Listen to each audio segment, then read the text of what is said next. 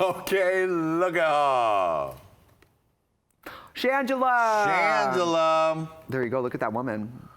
I know, beautiful. Was she robbed? No, she's not robbed. She is like I said, at the end of All Stars, through the whole thing, I think we were looking at each other like, I think we're both gonna be in the end, and when she bombed a sewing challenge or I bombed Snatch Game, obviously that was up in the air. We're like, oh girl, you might be gone, but at the end, I was really, you can see it on my face. When they said the first name was Kennedy Davenport for the top two, I was like, I went the whole emotional gambit in 2 seconds. I was like, okay, it'll be Kennedy, and that's good for her, and it's gonna be Shangela, and then when they said my name, it took me a second to go, that means they're not saying Shangela's name.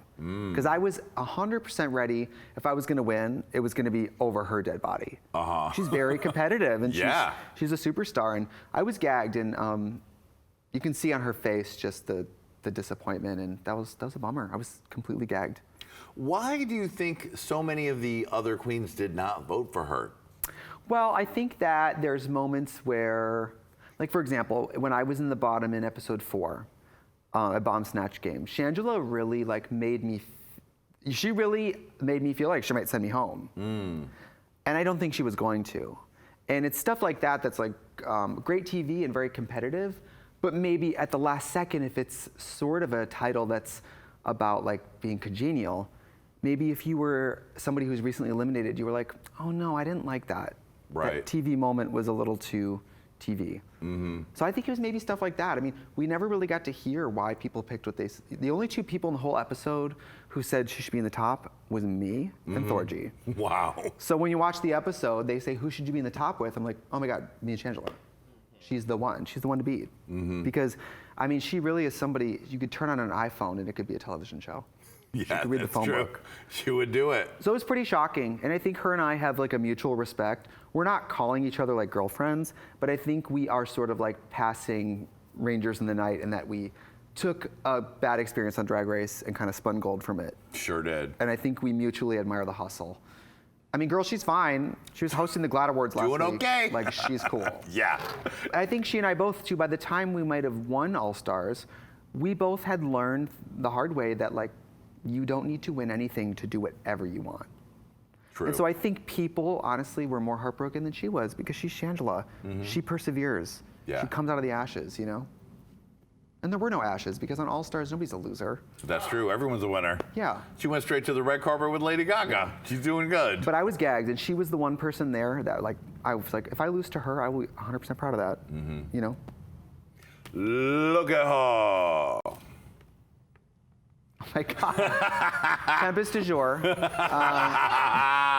You went on Larry King. I sure fucking did, bitch. That must have been something. It was a gag. I got the email for Larry King and read it 10 times to make sure I actually got it. And he was super nice and super wonderful. And I went in, and his staff was all gay guys. Which honestly, I only knew Larry King from South Park. So like, I did some research on him. I was like, this guy has he has every journalism award. Totally. He's married 8 times. He's 80, I think 85. And so when I got there, it was all gay guys working there, and they were so sweet. And I was like, I can't believe I'm here. This is so crazy. Because the only person he's ever interviewed was RuPaul. So I was his other drag queen he's done. And they were like, just so you know, he's in his 80s. So he might ask you something that maybe is like, not the most like sensitive term, or maybe it's like, he might repeat himself, but like he is, you know, Larry King. Yeah. And when I tell you, he walked out there, sat down with no teleprompter and no notes, and sat there like this. I mean, I didn't get starstruck until he sat like Larry King. Then I was like, oh shit. He said every part of my career in bullet point from memory. Wow. He never looked at a teleprompter, never looked at notes. He was great. And I think he was like, tell me about tucking. How did that go down? Yeah, he was asking the hard questions, the journalism questions. And there was a part where he was really trying to like relate to me. And there's a part where I love where I go. Katya called me screaming about it, because I was like, anyway, you know, with drag, I think RuPaul teaches us to plant the corn instead of just eat the corn. You know, and then there's a pause, and I go, do you like corn? And he goes, yeah. On the cob, yeah. And you know, drag queens and journalists were not too different. We all like corn. He was great. He was, you know, he didn't know anything about drag, and he was inquisitive. Yeah, I bet. He was great. He was so nice, and he had his little suspenders and his little shoes. My assistant had green hair at the time, and he goes, "Your hair's green." It was great, though. And then at the end, I remember I went, "Thank you for having me," and he said, "Thank you," and then he went, "Honey." Look at Yeah. Trinity the Tuck. Look at that nose. Now, have you got to spend time with her? Of course, yeah. We did a Haters tour together. Okay. Yes, and there was a few dates of the season 9 tour a couple years ago that I hosted. Right, I remember that. And she is, she's great. She's a drag queen's drag queen. Mm-hmm. She does the stunts. She does comedy. She does hairography. I'm fascinated with her body and her face. I wonder what it started like and where it will end. Also, her out of drag, walking around with her, that's her body. Yeah. It's her subdermal padding. It is really like, you know, we are at the airport, she is in sweatpants, and that is her butt. Mm-hmm. It is really awesome. What is the haters roast experience like? Does people start to get pissed at each other for some of the jokes that get made on stage? Because I can imagine day 1, it's all good, but day 23, when the audience has really loved some jab somebody's made, that maybe people start to get a little sensitive. Well, a roast isn't for anybody who can't take a joke. Yeah. So if you were on the roast tour and you can't take a joke about yourself, you signed up for the wrong gig. Because we are telling the most homophobic, awful, you know, racist, transphobic, disgusting gutter bucket jokes. I mean, it's a drag queen roast. Right. We're talking about, and a roast on Comedy Central is Martha Stewart, you know, making awful jokes. So drag Right. queens live, girl, we're making deep cuts. Yeah. So there were some jokes where someone would go aside and say like, "Can you not say that?" Or like, "I can't really take that joke right now." But it's fine. I can take anything. If there's anything up to the line, I always ask first. Like there was a joke where I asked Latrice, "Can I say this joke?" And she was like, "Oh my God, it's incredible." So you just gotta ask people. But even so, if you sign up for the roast, although there was some nights where there would definitely be some after show discussions about like, "So about that new joke you added," you know. But you just gotta tell somebody, because we're not there to hurt anybody's feelings. Right. So if really you can't accommodate that joke, just let me know. All right, last but not least, look at her. Your sister, your Is she though? partner. Is You she tell though? me. She's more of a dad. Is she? He's more of a great uncle, you know, an unmarried cousin. Yeah, that's the co-star of the YouTube series. Yeah. She's great. She's wonderful. She smells different every day. I see her often, and then sometimes not for a few months. No, she's really funny and she's great. How much do you guys film for We go in, I'm sure it's like this. We go in and we film 4 episodes a day. Wow, that's a lot. So we'll talk for like 30 minutes and then change. So it'll take us about 5 hours to get through 4 episodes. But now that we kind of know what our rhythm is, we can get through them pretty fast. Right. So we'll film like once a month and we'll do like 4. And it's super, I mean, listen, when we made that, it was my idea originally, like, let's do a fashion photo review where we critique Raja and Raven. And there's one episode where we did and people loved it. And everyone was like, "You should do your own show." So then I said, "Let's do a show." And World of Wonder was like, "Well, what's it gonna be about?" And I was like, "Just turn the cameras on and we'll figure it out." And then we ended up calling it what we called it. Right.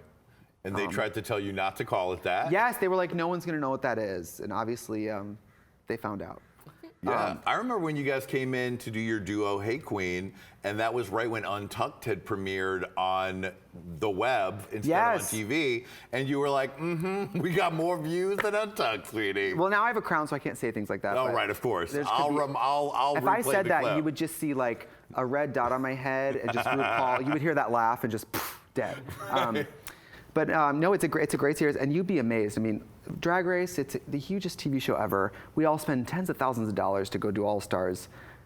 And that YouTube series is everybody's like, that's the one that people chase me down the street to be like, "Girl, me and my roommate, me and my whoever, we watch it every week." A lot of people, stoners, they're like, we put it on and watch it on a loop.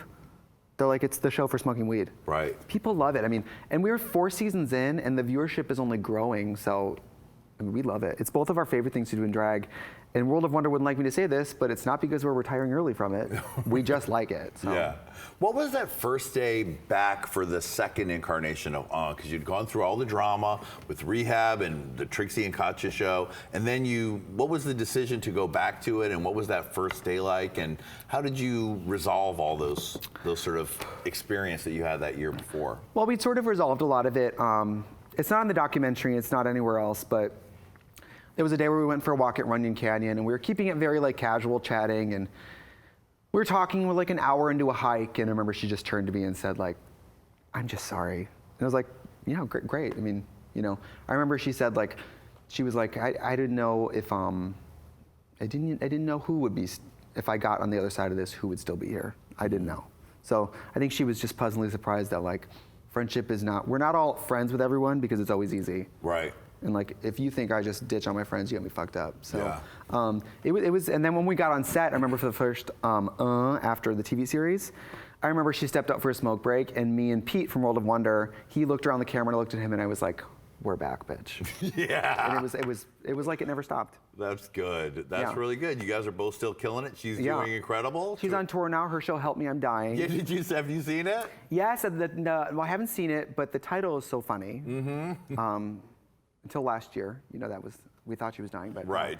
And that's why that show got put on hold. It wasn't as funny anymore. But I think it's wonderful. I mean, she's a drag queen where it's a 3D, 4D theater experience is the only way to touch on what's going on under that dry skin. Yeah. You know? There's a lot of layers. Yes, But I haven't gotten to see her because I'm always touring, and to be honest, we have a rich friendship that exists mostly on the phone because we're never home. Right. I only see her to film, you know, so. That's the weird thing that happens after everybody starts getting bigger. You get together to film, and that's your quality time. You haven't seen Lady Red in 2 years. No, I've never seen her. Yeah. Yeah. Well, Trixie, you did it. Yes, you looked at all of them. We looked at her. Everybody give it up for Trixie Mattel.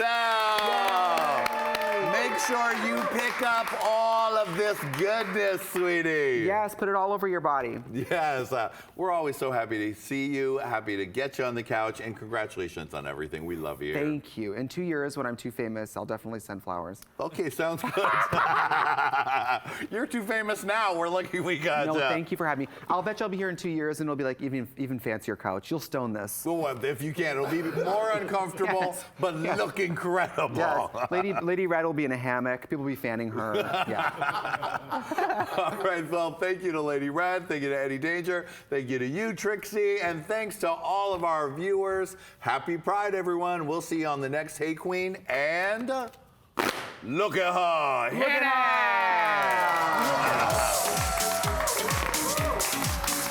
Look at her. Work it, Lady Red.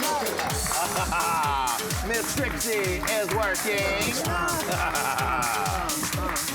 Look at her. Bye, everybody. See you later, camera. Get out of here. Look at her. Look at her. Look at her. Look at her. Look